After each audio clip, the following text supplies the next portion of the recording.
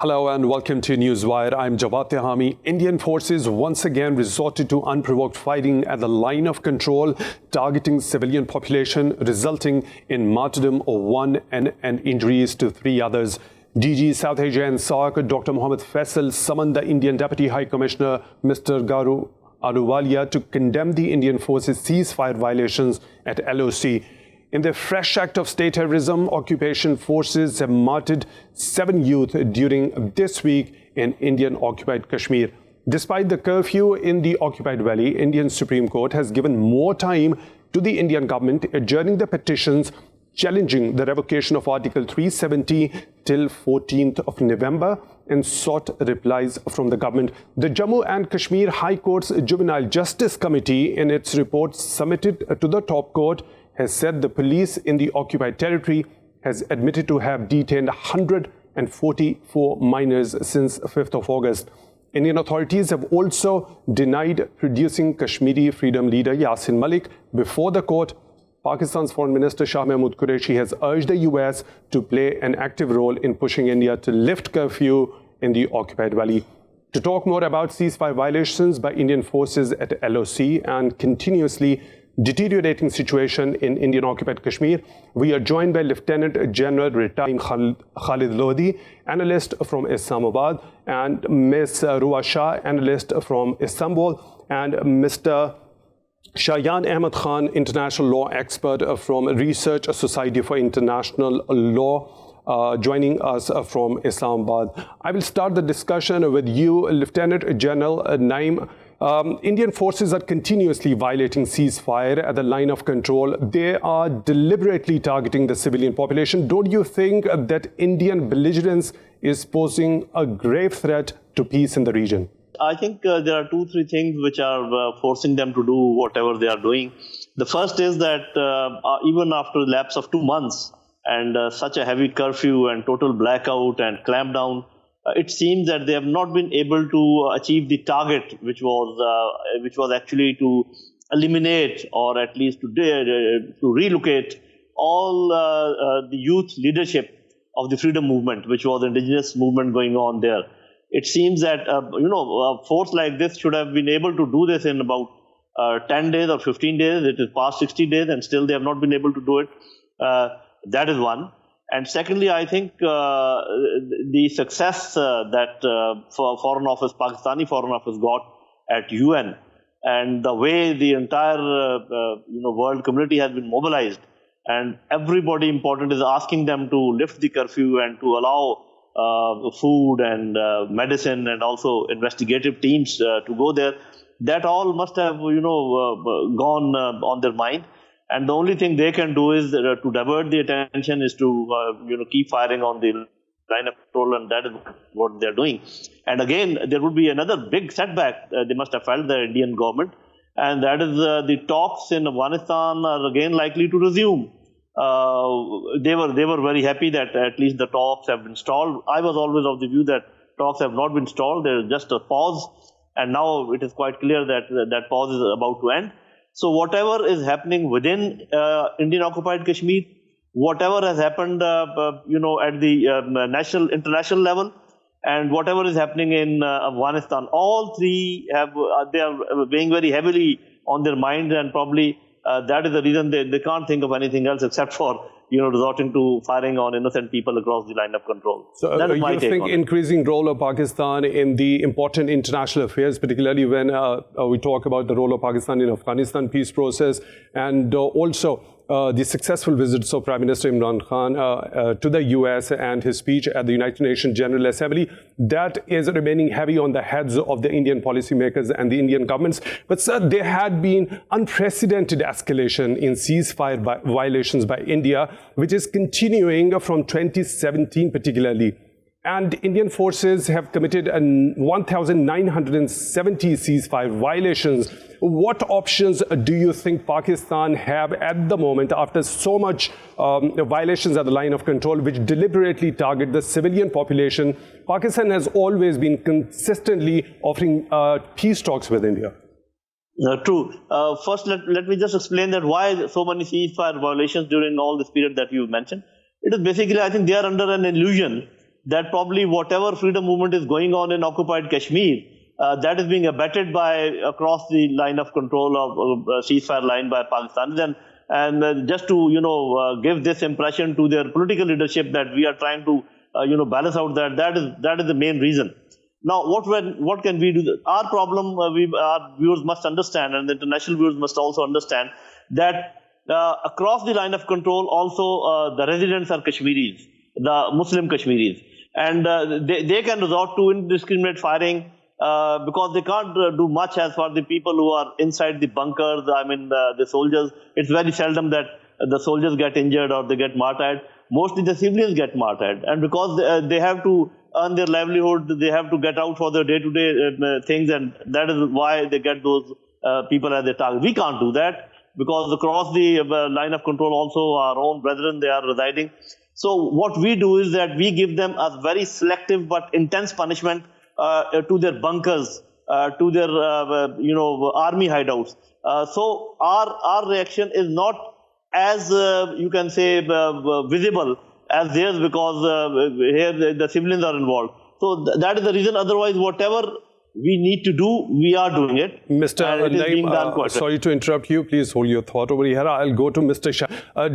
What do you think when the DG South Asia and SAARC, Dr. Mohammad Faisal, has urged India, and he has also condemned the ceasefire violations by India, and also urged India to let the United Nations military observer group in India and Pakistan to follow its mandate. So why do you think India remains hesitant in permitting that one? I think one of the reasons for this is, in fact, India has, in regards to UNMUGIP, they've consistently denied their presence being there. So one of the very reasons is that India has always taken the stance, one, this issue is bilateral, and at some instances we've seen that they've emphasized on a very different approach, which in some cases resonates to, for example, a unilateral approach. So as soon as the UN would intervene, by perception, the issue from an Indian standpoint would internationalize. And I think this is where India is very reluctant. They do not want the international community to engage in any forms of participation, whether it's observation in terms of the situation or the ongoing situation in Kashmir. We've seen in the recent office of the High Commissioner of Human Rights, so Pakistan gave conditional access. They said that if India allows you to go into Jammu and Kashmir, we will allow you to come to Azad Jammu and Kashmir. And India outrightly denied the OHCHR access. And I think the reason behind that is, simply put, the fact that they do not want any international intervention in the issues which are coming about. They don't want the international intervention regarding the bilateral issue they consider, but they have unilaterally violated the similar accord, which is a bilateral agreement between Pakistan and India. Mr. Shayan, what is the mandate, if you would like to share with our viewers, of this particular group, which India doesn't allow to come and have the observations? So the particular mandate of the UNMUGIP is to observe any potential violations of the ceasefire line. Now, we've seen that UNMUGIP is functioning in terms of their presence in Pakistan, but specifically for any ceasefire violations, it would be preferable if they're given access over on the Indian side as well. But because of this mandate, and what must be noted is the fact that their specific mandate is to observe violations of the ceasefire line. Now, if they're not over on that side, they cannot observe those violations in a way which they would like to, or in a way through which they could report back to the UN Secretary General. And I think this is deliberate on part of India to, one, take away any international attention, and to two, willfully do the acts which they've continued to do, i.e. the violations of the ceasefire agreement. Okay, Ms. Ruwa, what do you think, despite the goodwill gestures by Pakistani side? First, the captured Indian pilot was also returned to India, and yesterday, according to the statement from the media wing of Pakistan Army, BSF soldier dead body has been returned to India. Despite these goodwill gestures by Pakistan, what reason do you think is behind the obstinacy of Indian side? It is clearly the Indian government at present, the Bharatiya Janata Party vis-a-vis. They have been always very clear in handling Kashmir issue and calling it a unilateral issue. I mean, there was no difference earlier as well. The Congress has been behaving the same with the Kashmir in general. But when the BJP government came into power, and on the other side, when PTI in Pakistan came into power, Imran Khan came to power, he did make some gestures which seemed like, which also gave him a name of the statesman or a legend, and people said that he should be given a Nobel Prize for the peace gesture he showed when he released the captain, the pilot. So this was for, as a Kashmiri, I would say, of course, it looked like India should accept and show a softer stand towards Pakistan and maybe engage in a dialogue with Pakistan, agreeing to the international dispute of Kashmir, that it is an international dispute. But of course, there were elections in India and the BJP won again because of the anti-Pakistan rhetoric that they have always maintained. So given the BJP government and knowing the BJP government's behavior, I don't think it would have been possible. There were hopes, but obviously they showed it that they are not interested in talks. And I agree with Mr. Shayan that they always maintain a standard statement over Kashmir, and because they don't want any international interference, knowing their crimes they have committed in occupied Kashmir. Okay, Mr. Shayan, the Indian Supreme has given more time to the Indian government for its replies regarding the revocation of Article 370 and the curfew and the clampdown in Indian occupied Kashmir. Don't you think that Indian top court has that understanding of the sensitivity of the nature of urgency that such a huge humanitarian crisis is unfolding, and it has given more time to the Indian government, and the people keep languishing in an open prison over there in Indian occupied Kashmir? So I think this is a very interesting situation which is brewing. So from the very beginning, I have asserted that the one forum which could actually definitively nullify the actions of India is the Supreme Court. But somehow, in some way, it seems that the judiciary is somehow not independent of the executive as it would preferably like to be, or as it would ideally be. So in fact, a few weeks ago, there was a petition in terms of the media not getting access to the region. So there, the Chief Justice of the Supreme Court of India noted that we read a news report that the internet would be resumed. So in fact, the situation or the information which is coming to the court is so less and in such small numbers that they're having to rely on press reports, and the government is in no way playing its part. It's in no way cooperating with the ongoing case, and that is very alarming to me, because this is an issue from a domestic point of view, an issue of fundamental rights. And with more than 50 days going on and Kashmir being brought into the status of a union territory, I think that the fundamental right is something that the Supreme Court should take into account and they should uphold. And this particular attitude which they are continuing to maintain is leading to a subsequent violations of human rights which are supposed to be upholded by any Supreme Court of any country, whether it's India or Pakistan. And to me, this seems like a very alarming situation. Okay, Mr. Naeem, when opposition leader in Indian upper house of the parliament, Ghulam Nabi Azad, has made startling revelations after his 6 days tour to the occupied valley, don't you think that the top court over there in India must have shown urgency to deal with the matter quickly rather than giving more time to the government? I think their attitude has been dampened because of so-called national interest, which the government must have conveyed to them. That the situation is such and the matter under consideration is of that importance as far as Indian national interest is concerned, that you have to give them time or whatever. So I think Indian court, like many other courts of the world, they do operate within the framework of that national interest and national causes. So that, in my opinion, is the main cause, that they, instead of taking up the humanitarian angle, they are more concerned about the state's interest and all that. That is the only reason which comes to my mind.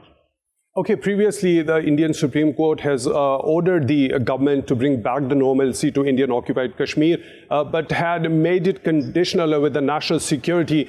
Do you think that there is a sort of a malintention that the Indian Supreme Court itself is towing the line of the Indian government and is not ready to take up the matter seriously? As I said earlier, I think from their own point of view, they must be thinking that the national interest is supreme and everything else is subservient to that. So when you talk of justice within a country, so from their perspective, I'm saying that country is more important than dispensation of justice to a certain section of people. I think that is what is operating on their mind, and that is the reason that they are not behaving like a Supreme Court as they should have been doing. Okay, so that angle, I think, is the top court in India. You opine that the top court in India is behaving the way it should when it comes to the humanitarian crisis that is unfolding in Indian occupied Kashmir. Ms. Ruwa, reports submitted by the Jammu and Kashmir High Court's Juvenile Justice Committee on the Supreme Court order has said that police has admitted to have detained 144 minors since 5th of August. That depicts that even children are not safe in Indian occupied Kashmir. Of course, it's not the first time that children have been a victim of the conflict, but Kashmir has suffered a lot in the 75 years, and children, according to me and according to the reports that those human rights organizations gather, children are the first victims of all of this, and especially when those arrests happen. Like all the prisons in Kashmir that I know are full of minors, minor children. They charge them of stone pelting, of minor incidents, of sloganeering, or social media has been a very difficult platform for Kashmiris, because whenever they post something, they write something, they have to face the wrath of the Indian system. So, of course, children are facing major crisis right now, and those 155, I think, according to another report I think 155 children might have been arrested right now, but there are thousands and thousands of children, youngsters, who are in different jails of India right now, and who have been there since 2008, because India's aggression in Kashmir escalated in the last one decade, since 2008, because we know when people of Kashmir came out on the streets and said loud and clear that they want nothing but freedom, and the only action or behavior of Indian state has been military tactics. They have been only dealing with Kashmiris through military tactics, and that is why Kashmiris have been, they were always alienated, but this action of India in Kashmir have further alienated the youth of Kashmir from India. And coming to the Supreme Court, Ms. Ruwa, as the children have happened to be the victim of conflict, and as you have already mentioned that about 155 children have been reportedly arrested and detained by Indian forces over there in Indian occupied Kashmir, what kind of an impact, a psychological impact, does it leave on the minds of those children? Doesn't it cause resentment for a long term?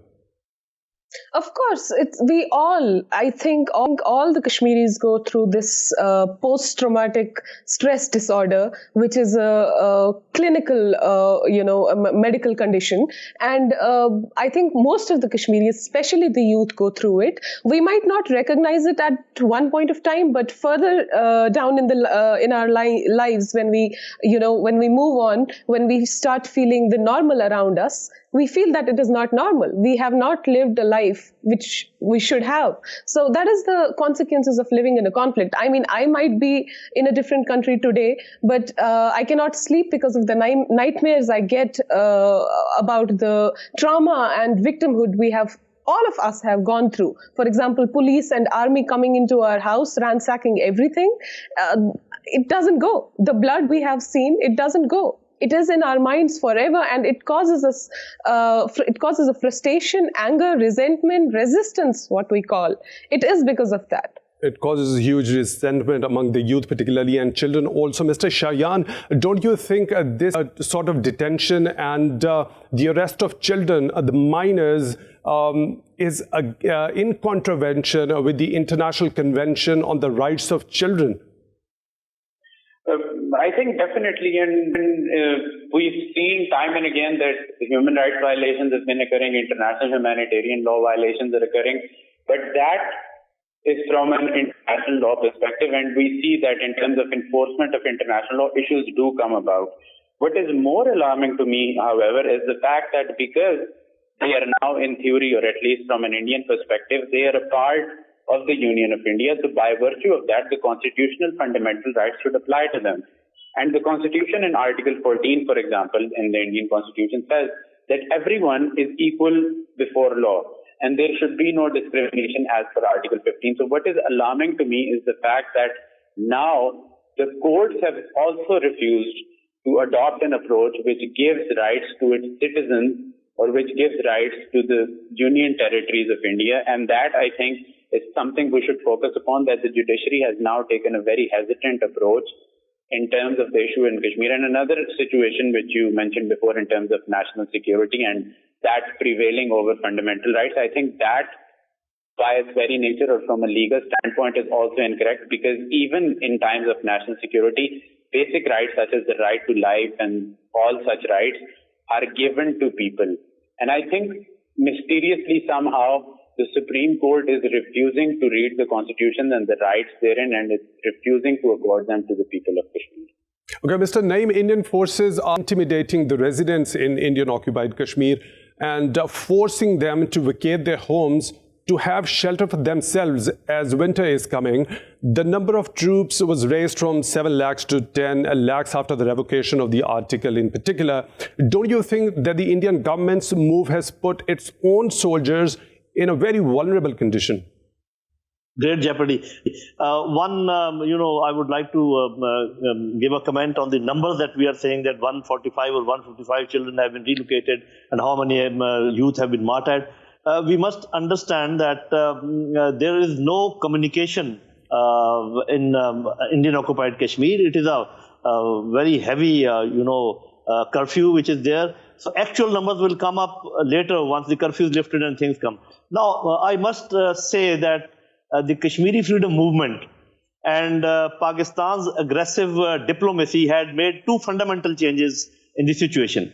One, that the civil society the world over, because of social media and main media and whatever has been going on, and UNO and the processions which were taken out, they have become aware about the Kashmir situation, where Kashmir is located and what is the problem. Secondly, I think now that connection which was deliberately made by Indians and by some interested quarters, that they connected the movement with terrorism. Now that connection has been snapped, and from here onward, whatever the Kashmiris do for their independence will never be tagged as terrorism. These are two big changes. Now you have brought a very important point, and from the military point of view, there we say a term which is known as troop to space ratio. So whenever the troops are more than what the space can actually absorb, then it is counterproductive. So my own hunch is that these about 9 lakh or more people, the troops, Indian troops which are there, I think they are digging a graveyard for themselves, and this step of India will have around very 1 million Indian troops are people. digging a sort of a grave for themselves in Indian-occupied Kashmir. Lieutenant General Naeem Khalid Lodhi, the defense analyst, joining us from Islamabad. Thank you for your time on Newswire today. Ms. Ruwa, this particular thing, when we talk about Indian troops forcing the Kashmiri residents out of their homes to have shelter for themselves, don't you think it's another sinister design to systematically snatch the property from Kashmiris and illegally occupy their homes on the pretext of the harsh weather conditions or the logistical lacking that the Indian troops have? Those occupational tactics we have been seeing in the last 7 decades. It's not something new. It is not something that happened for the first time or will happen for the first time. I mean, you have to look at India as a very strong occupational force, and Kashmiris who are living through that occupation. So when we talk about those army being kept into the houses of residents and residents being forced to come out of those houses, it will happen, and it will happen. It has happened in the past. I mean, we as Kashmiris have seen only army on the streets of Kashmir. I belong from Srinagar, which is the capital of Jammu and Kashmir, and there is no one street that I remember where there is not a bunker, there is not any residue of the army. They are everywhere. Even our cinema halls, which once used to be functional, are now the army has been placed there. They live there. So there are many examples. Even in schools, we know a lot of schools that used to be schools at one point of time in the 90s that our parents tell us, but now they have been converted into army bunkers. So this is what an occupation is basically. This is what you go through when you're in an occupation, and it will leave a very it will leave very dark marks on the minds of Kashmiris, particularly the youth, and it will have implications, it will have repercussions that India will have to deal with. I don't know how they are going to deal with. Of course, they will deal with it. You have no idea that how Indians are deal with what exactly they are doing in Indian-occupied Kashmir, particularly removing the residents of their homes in Indian-occupied Kashmir. Ms. Ruwa Shah, Analyst, joining us from Istanbul. Thank you for your time. And Mr. Shayan Ahmed, the international law expert from Research Society for International Law, was also joining us from Islamabad. Here we take a short break. After we return, we'll discuss the future of Afghan peace process as US Special Envoy Zalmay Khalilzad and the Taliban delegation arrives in Islamabad. We'll be back in a bit. Stay with us.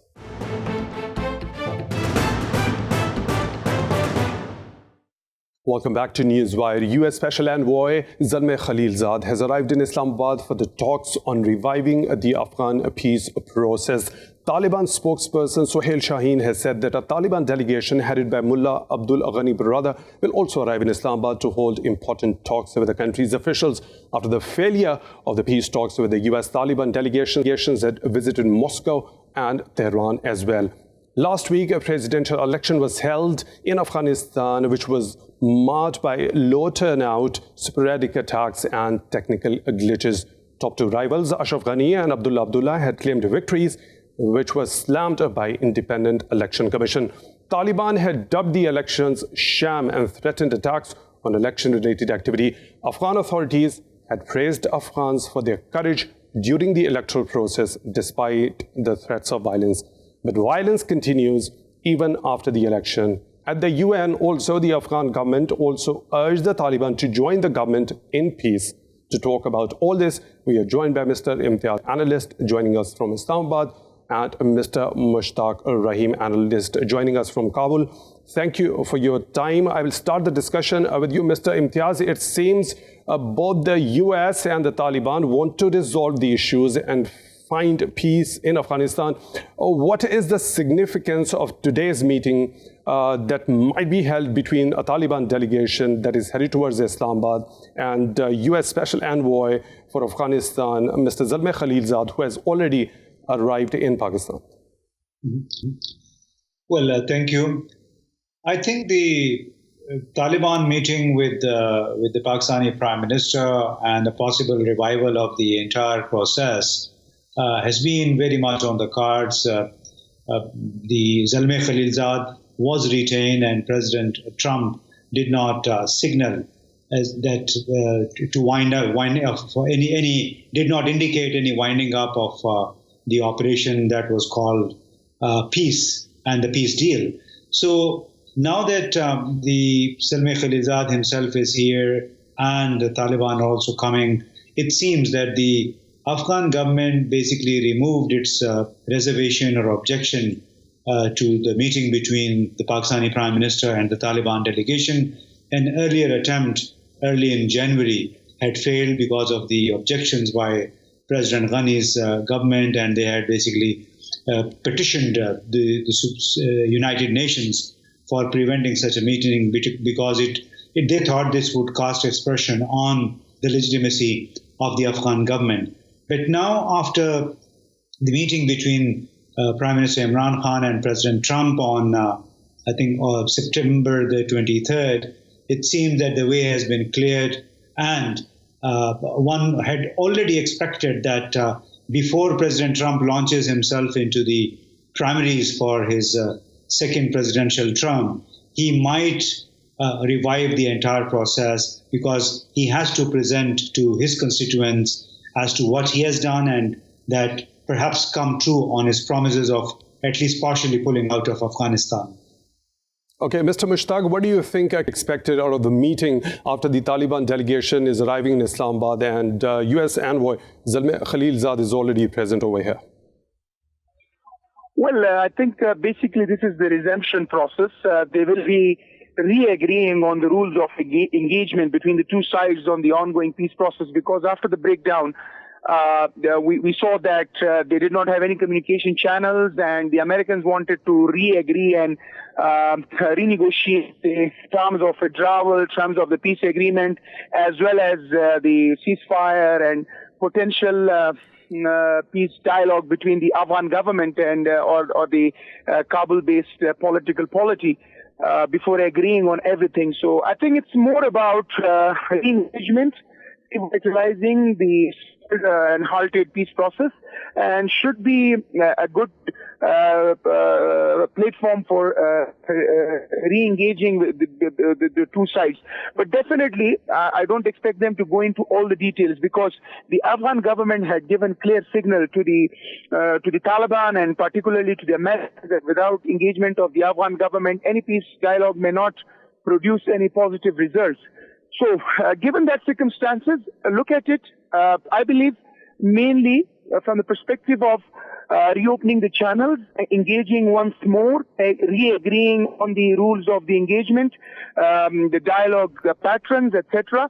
And it should be followed with a roadmap for the future. Right now, don't expect some drastic decisions or any particular significant progress on the peace process. Okay, we have now been joined by Professor Mark, a political analyst, joining us from Washington, D.C. Thank you for your time for the Newswire today. The peace talks in Doha between the U.S. and the Taliban failed after 9 rounds of talks. Will these talks help restore the talks that are likely to happen between Zalmay Khalilzad and the Taliban delegation that is headed towards Pakistan today? Do you think these talks will help restore the already stalled talks which were happening between the US and the Taliban, or will it likely to give a new starting point for the peace talks with new items and new agendas on the table? Well, first of all, the fact that talks can take place with Ambassador Khalilzad and the Taliban is, of course, talks are taking place. That means the Trump administration is allowing these talks to continue, despite the fact that President Trump terminated very quickly those discussions previously that were going to take place in the United States. Now, as far as the prospects for peace, I think we have a long process here, but every step is very, very important. So I think that clearly this is a positive sign, but again, we can't be sure to be whether optimistic or pessimistic unless we know what is the substance of what the discussions are going to be, and how is the agreement, what is it going to look like? And that, to me, is very significant. Obviously, the fact that Pakistan is involved in this is very helpful, very important. And the fact that Ambassador Khalilzad is there at the same time is very, very important. These are great, important steps. But what they mean in the substance going forward is unpredictable. But the fact that they're happening alone is significant. The fact that the talks are happening again, that seems to be significant. Imtiaz, Taliban had been continuously threatening and targeting the electoral activities, and the death toll had been rising, and that resulted in the civilian casualties as well. And there was a demand by the US during the previous rounds of talks that the Taliban should agree to a complete ceasefire. Do you think this particular demand could be again an irritant in the talks if they are restored? Well, I think this demand never came in the way of the peace deal that was finally concluded in Doha last month. I think there is not much to be taken up. The Taliban had already indicated that they would not give up violence. this was their, let's say, this was a precondition by the Americans, but this was then the insistence by the Taliban that they would continue, and the ceasefire basically they had been brushing aside from the very beginning because they believed that if they give up violence or they give up their military operations, that would weaken their position on ground and it would be very difficult to mobilize the field commanders again. So I think the Zalmay Khalilzad also understood that point, and that's why the insistence on ceasefire really got out of the way, and they finally hammered out that peace deal which President Trump had expected to sign at Camp David. I think a lot of number of the viewers should know that the peace deal had been concluded, a copy each with the government of Qatar, with the Taliban and Zalmay Khalilzad. And the initial agreement was that the regional guarantors, that is China, Russia, Pakistan, and Iran, would also be present when the deal is signed. And this is what the Taliban expected to happen in Doha itself. But when the American administration basically tried to shift the entire ceremony to Camp David, the Taliban, I think, they basically disagreed with that because this would have meant excluding all the regional actors, regional stakeholders. One would hope that the Trump administration doesn't insist on the exclusion of all the regional stakeholders, and that the ceremony takes place somewhere that may be acceptable to all the countries that are directly concerned about the deteriorating or continuing turmoil in Afghanistan. Okay, Mr. Mushtaq, Taliban had demanded a complete foreign forces withdrawal at the earliest, which US seemed to be a little hesitant about. Why was not the US ready to give a specific timeline for the complete troops withdrawal? Well, basically, the main reason to me is that lack of trust between the two sides, because the Americans believe that if they withdraw, fully withdraw from Afghanistan and Taliban revert back to their relationship with the other groups that the Americans qualify as terrorists, that might not be acceptable to the Americans. America wants to have assurances on the ground that the Taliban will continue to follow the reforms in terms of governance, the state system, etc., instead of dismantling the whole thing. I think that's something that is on the face of paper. Behind the scene, of course, they have some intentions which can be defined in a different way, in so many ways. But that's the main reason that the Americans want to have a longest drawdown, assuring that the peace agreement among the Afghan people, intra-Afghan dialogue succeeds. There is governance structure established that is acceptable to all sides, and the country does not relapse back to the civil war. So regardless of that, I don't see any other reason if they are departing from Afghanistan. Mr. Mushtaq, do you think this was the reason that the number of death toll of the Afghan forces after the US started withdrawing its forces from Afghanistan could have been a major factor for the US not to have given a specific timeline to the Taliban for complete withdrawal?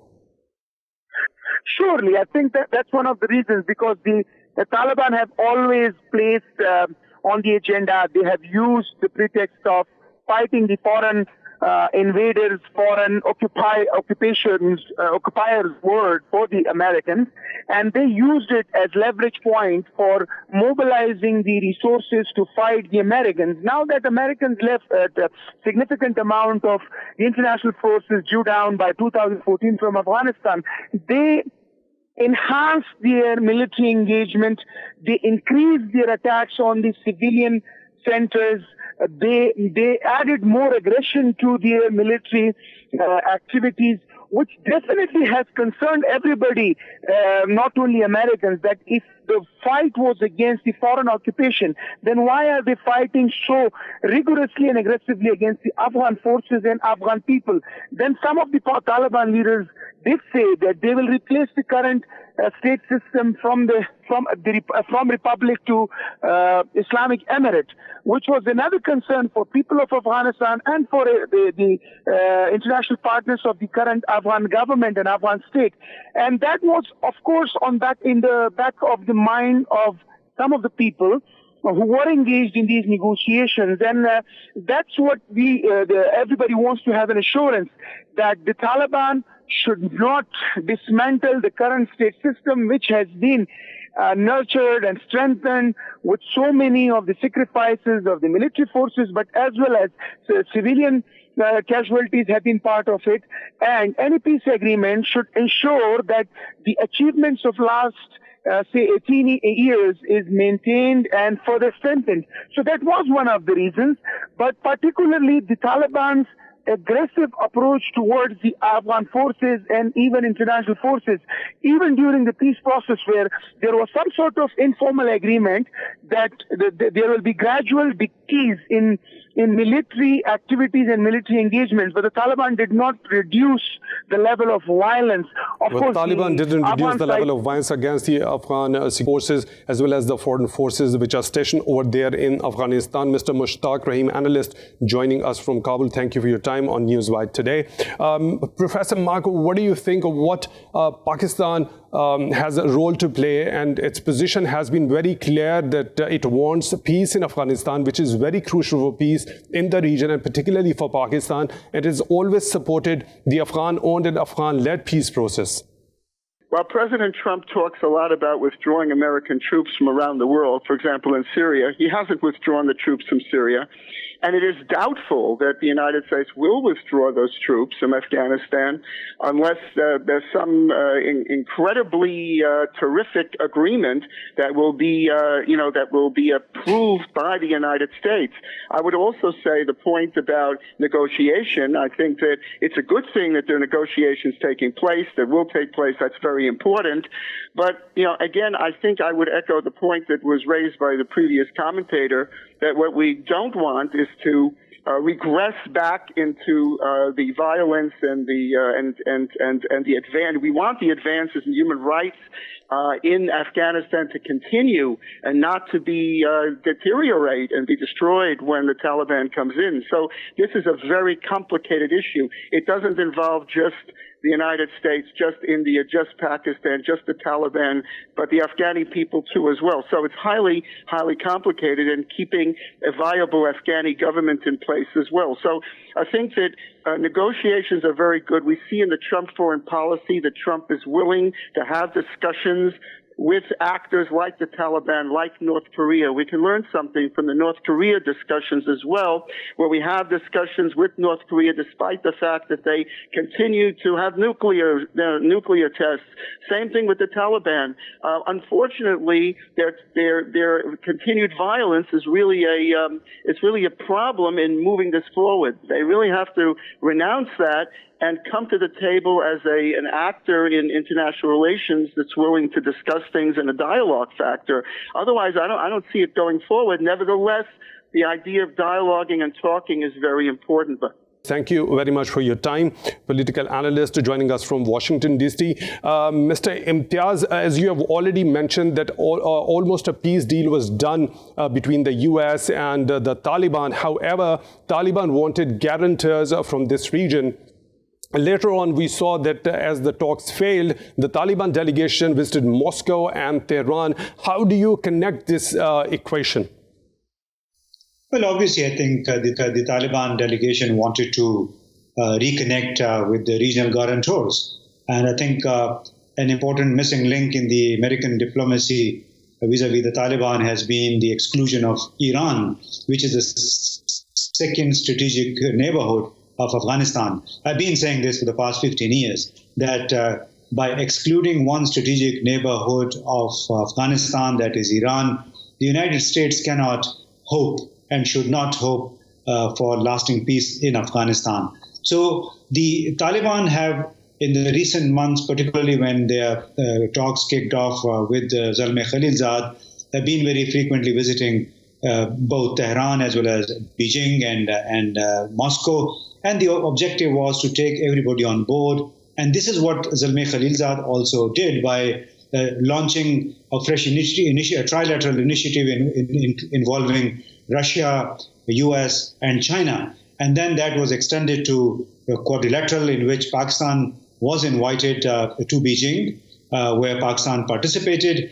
Iran had also been invited to that format, but Iran, for obvious reasons, because of its tensions with the United States, refused to come. So this would have been an extremely important step had Iran also attended the Beijing talk sometime in August. So, Mr. Imtiaz, you think without the inclusion and the participation of all the stakeholders in this particular region, the long-lasting peace which the US thinks is not possible? Thank you for your time, for being on the Newswire today. Mr. Imtiaz Gul, analyst, joining us from Islamabad. And that's all from Newswire today. We will see you soon. Till then, it's goodbye.